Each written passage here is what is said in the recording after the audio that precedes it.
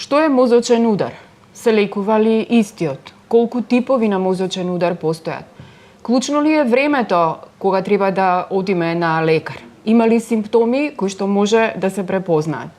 Утрово одговори на овие, но и на многу други прашања побаравме од доктор Менка Лазаревска, радиолог во приватната клиничка болница Аџибадем Систина, специјалист за неврологија. Неврорадиологија. Добро, ви благодарам што ја прифативте поканата за учество во утринската емисија на Слободен печат.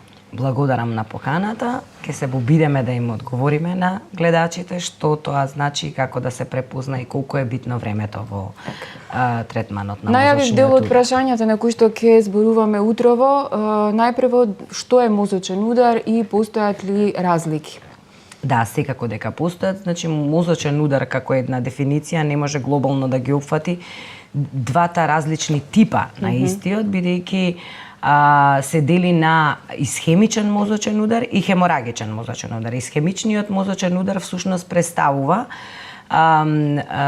тромбоза, односно згручување на крвта во мозочните артерии, додека во мозочните артерии или пак мигрирање на некаков си згрушок, тоа медицински се нарекува емболус, од некаде на друго место во телото мигриран. Тоа е најчесто од атероматозни промени или заболувања на вратните артерии или најчесто од срцето, од заболувања на валвулите или пак формирање на такви згрушоци во кавитетите во срцевите комори и предкомори. Секако дека и има еден процент, околу 20 до 30% од исхемичните мозочни удари, кои настануваат од непознато потекло, значи се викаат криптогени емболуси, што не знаеме точно од каде потекнуваат. Истите даваат прекин на циркулацијата во еден дел од мозокот, онаму каде што ќе застанат.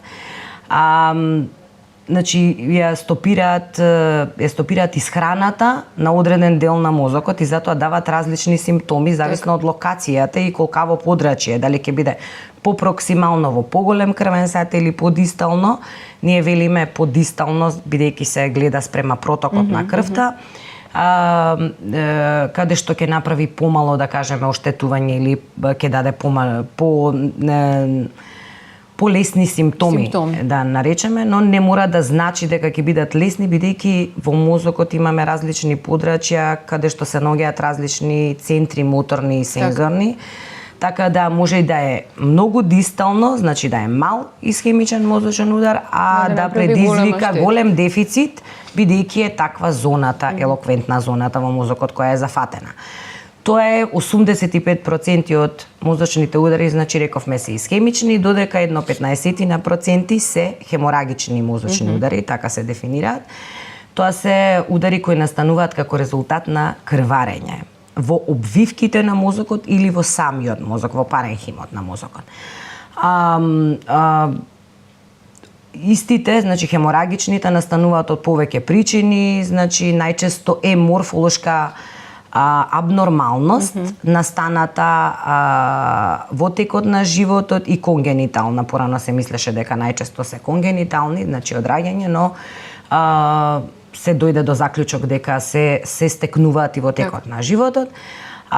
Тие абнормалности се аневризмите, тоа се како фокални проширувања на крвните садови, кои се типични, многу почести во мозокот, односно интракранијално, за разлика од другите делови на телото. Значи на најголемата на аортата има аневризми и има и на некои други артерии, но најчести се зашто, бидејќи е различна градбата на артериите во мозокот. Значи во вратниот сегмент е различна градбата и кога ќе влезат внатре во поскениот дел, во интракранијално, значи се менува ѕидот, така сме створени едноставно, каде што фали еден еластичен слој во ѕидот и на секое раздвојување на артериите, значи секаде каде што излегува гранка и каде што се раздвојува, има слабост на ѕидот и тука се појавуваат тие проширувања и може во било кое време во текот на животот, никој не може да претпостави, може и асимптоматски комплетно да бидат, да предизвикаат крварење во обвивките или во мозочните комори или во самиот паренхим на мозокот. Други се конгенитални артериовенски малформации, тоа се сплетови на крвни садови, во ангиогенезата едноставно се формираат или стекнати артериовенски фистоли после травма или инфекција. Многу е битно да им кажеме на гледачите дека доколку станува збор за исхемичен мозочен удар, тој може да се санира на некој начин. Колку е потребно, ајде најпрво околу симптомите кои се видливи практично, и колку е клучно тука времето да пациентот на време се донесе на било која клиника и да се реагира на време?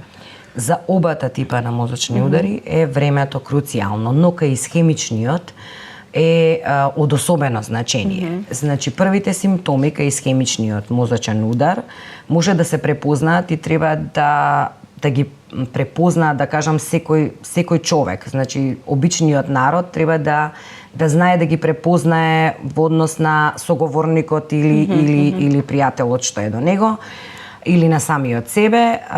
Има акроними кои се користат во целиот свет, веќе е зборувано, мислам, и по телевизиите и така натака, FAST и BFAST, каде што најбитно е да се препознае, значи, или да се детектира во моментот кога ќе настане искривување на едната половина на лицето, паѓање на аголот на устата, потешкоти со говорот, одземање на функцијата на раката и така натаму. Значи, во принцип е латерализација, едната страна страда, и исто така губење нагла на рамнотежа, губење на вид и слични симптоми кои всушност се првите знаци на настанување на еден мозочен удар. Суштината е дека кога ќе се препознаат овие знаци, значи треба одма да се побара медицинска помош. Доколку траат подолго од 15 до 30 минути, значи секако дека треба да се побара итна помош, затоа што истите може да поминат ако некој згрушок се разложи и помине, тоа се вика транзиторна исхемична атака. Например, и кај таквите состојби каде поминуваат брзо, значи е потребно во следните 24 часа да се прегледа срце, вратни артерии и мозочни артерии, да се види за да не се повтори, бидејќи они имаат голема инциденца на повторување доколку еднаш се десило. Доколку прогредираат или овие симптоми траат, значи повеќе од 30 на минути, секако треба да се донесе пациентот и да се повика итна медицинска помош. Се користат разноразни скали и како да кажам, скали за градуирање на тежината и на зафатеноста на кој дел од мозокот станува збор. Секако тоа треба да го познаваат и општите лекари и целиот медицински персонал, не само значи лекарите и сестрите и сите. Значи треба да го препознаат овој момент и треба да се направат првите имиджинг иследувања. Може да биде обичен компјутер, сега има со артифицијална интелигенција, има препознавање за каде имаме можност да се развива, бидејќи на компјутерска томографија не се детектира примарно исхемичниот мозочен удар, му треба време за да се делинеира или за да го детектираме, може да детектираме некој хипердензен знак на некоја артерија, ама тоа е многу суптилно. Но сепак самите симптоми укажуваат. Се прави компјутер за да се исклучи хеморагичен. Значи, затоа што кај хеморагичниот бараме друга патологија. Значи, доколку немаме хеморагија, значи истражуваме понатака со ангиографија на артериите на вратот и мозокот или пак со магнетна резонанца како најсофистицирана, која има секвенца за детекција во првите 30 на минути, значи може на молекуларно ниво да детектира дека некое подрачје ќе биде пострадано за крв и кислород. Значи практично да предвиди. Да го детектира подрачјето и ние можеме со тие неколку секвенци, имаме и перфузија и така натака, има и на компјутерно, на компјутеризирана томографија е пократко времето на скенирање, но е поголемо зрачењето, за разлика од магнетната резонанца која нема зрачење, е брза диагностика и точна. Значи во 90%, 99% е точна за одредување на тие први промени, точно може да се види артеријата, да не се употреби контрасти, така има специјални протоколи кои ни овозможуваат тоа и да видиме дали и колку брзо треба да реагираме. Во принцип, кај секој пациент е различно. Зашто? Не знаеме ни исходот каков ќе биде, бидејќи некои пациенти имаат, да кажеме, тој еден круг на крвни садови, на артерии во мозокот, може да превземе другата страна, може да се јават колатерали од надворешната артерија и така натака. И сето тоа е многу битно, бидејќи доколку има таква колатерална мрежа, ќе биде многу подобар исходот. Но тоа никој не го знае, нели, до после третманот. Сега доаѓаме до моментот дека интервенција, односно третманот на исхемичниот мозочен удар треба да се препорачува да биде што порано. Значи, има три типа на третман на исхемичен мозочен удар. Тоа е медикаментозен, он е класичен, да кажеме, old fashion, да, со лекови, што не дава баш добар резултат, или на долгорочно ниво. А вториот начин е со давање на интравенска тромболиза, односно лекови кои би требало да го разложат тој згрушок во артеријата на мозокот и истиот се дава порано до 3 часа, сега по новите истражувања до 4,5 часа од настанок на симптомите. Така.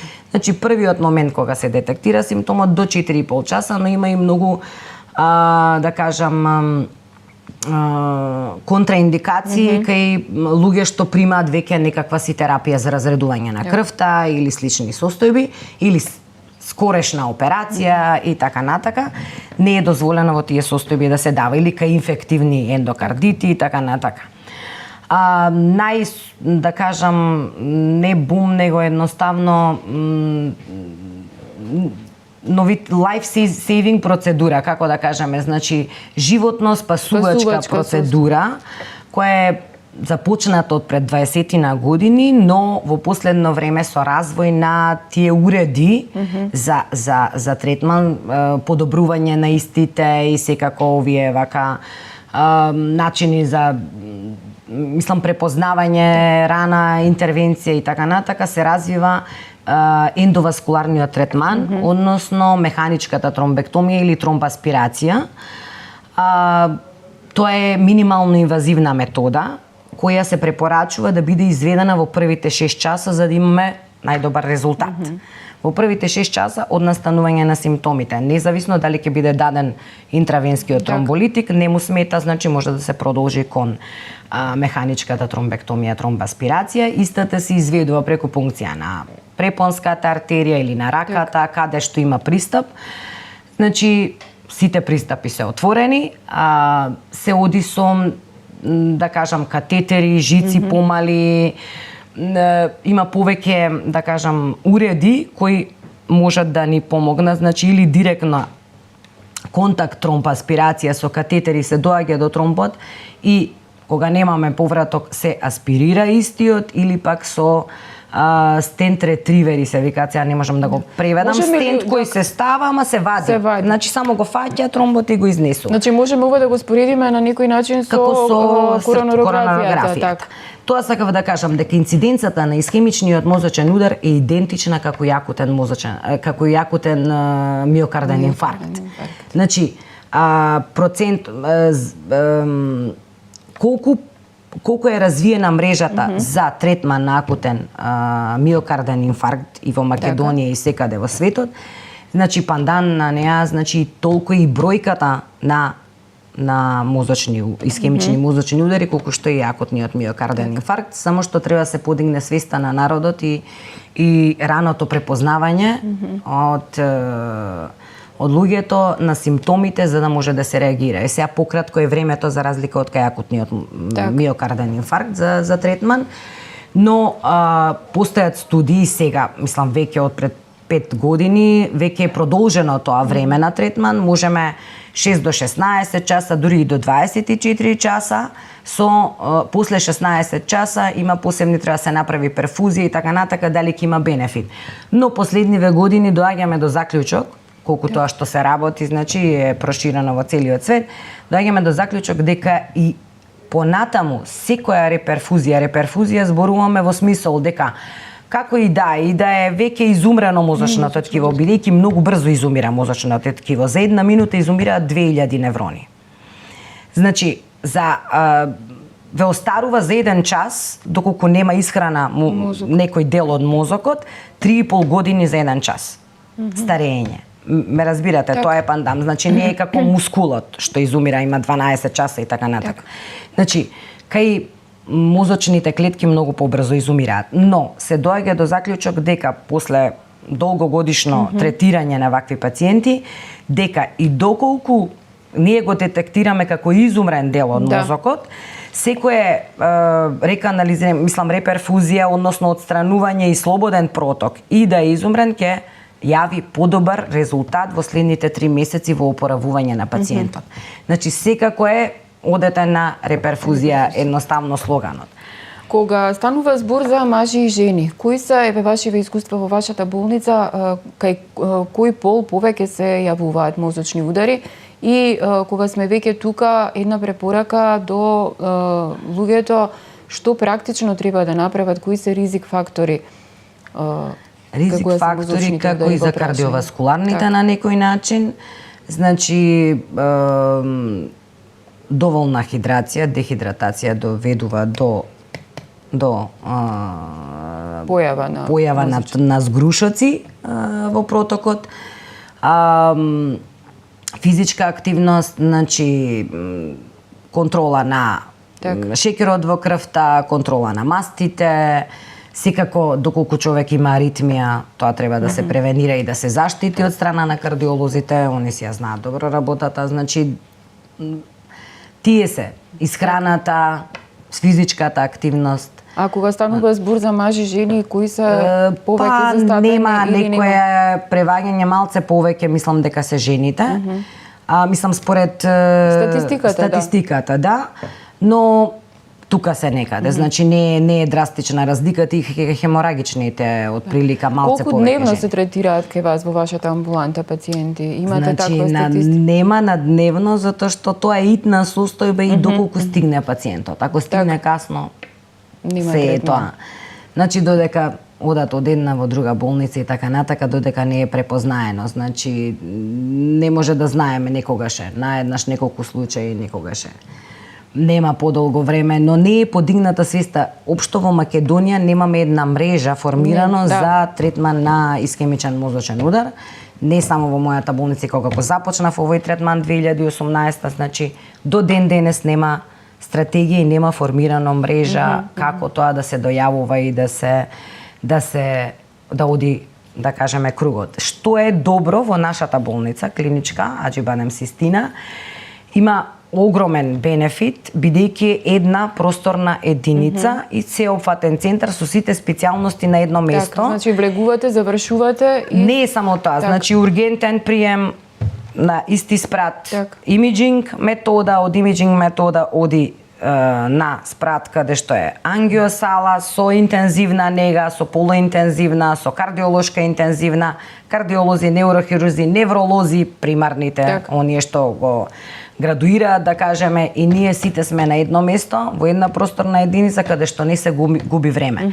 Значи во светот е направен таков проток на пациентот, која ќе се најави уште од брзата помош, да најкасно за 30 минути стигне во сала, до пункција, до веќе да сте влезени. Значи и помалце, одат и на помалце. Значи, пошто скокаат, дури некои центри скокаат и оној имиджинг метод, значи компјутер или магнет, која ни е јасна клиничката слика. Ме разбирате. Значи, оди директно во сала, од ургентен се спроведува со се, нели, секако интензивни неги и така натака, и сето тоа многу е битно, сега се положува па многу и во посттретманските денови. Првите денови се многу битни, односно она да кажеме интензивно лекување. Значи од страна на мултидисциплинарен тип, каде што се вклучени не само невролози, кардиолози, радиолози и така натака. Значи може да има потреба и од неврохирург и од сите други специјалности, значи и сето тоа треба да е добро изменаџирано. Тоа се трендовите во светот, значи и со хеликоптери луѓе се носат, значи оддалечни, а во наша Македонија е све на 2 часа. Значи може да се донесе и со кола човек за да се спаси животот. Само е навремено препознавање. И сега една друга работа да кажам, да, кошта како третман, не зборам за приватно, јавно или како и да е. Значи, самиот третман, односно тие уреди и катетери се скапи, но бараме како здружение или како да кажам на неуроинтервенции во целиот свет, сега се потегнува прашањето, затоа што секаде се даваат мали средства за овој дел, затоа што не е доволно препознаен, а е многу битен. И кост-бенефит. Кост-бенефитот, доколку не го третираш, имаш инвалидитет и имаш терет на општеството кој може да живее многу долго со тој инвалидитет. Но не може да работи. А доколку е третиран, значи он ќе функционира нормално и ќе може да обавува сите работни обврски, поготово кај млади луѓе, а се почесто е кај помлади луѓе. Од стрес и од сите тие работи. Значи, не да е падната, значи, се повеќе и повеќе се, да кажеме, младата популација. Тука општеството многу ќе губи понатака, за разлика од колку за третманот. И се бара едно еквивалентно со другите состојби како што се, да речеме, третманот на сепса, кардиоген шок, акутен миокарден инфаркт, онколошки пациенти, огромни средства се одвојуваат за третман, сите треба да се поштуваат еднакво. Иако на некој од тие е огромна смртноста, например 40% кај септичен, кај онколошките пациенти е многу кратко трајно продолжувањето во месеци, а средствата се трошат. Значи, а овде имаме еден кост-бенефит во корист на третманот за општеството и за државата. Доктор, тоа е сега трендот, да кажеме. Се надевам дека за многу скоро време ќе ги остварите вашите амбиции и ќе успеете во она кое што е започнато на светско ниво. Ви благодарам многу за гостувањето. Така. Извинете што морам да ви кажам, но веќе се одвива, а кај нас постои овој строг центар, но потребно е, нели, рано препознавање и помош, да кажеме, од државата во однос на организација на овие. Уште еднаш ви благодарам за гостувањето, оставаме прилика за другиот хеморагичниот, бидејќи темата е многу голема. Вие, почитувани гледачи, останете со нашата програма, следете не на портал и секако очекувајте го издавањето на нашиот весник. Ви благодарам за вниманието.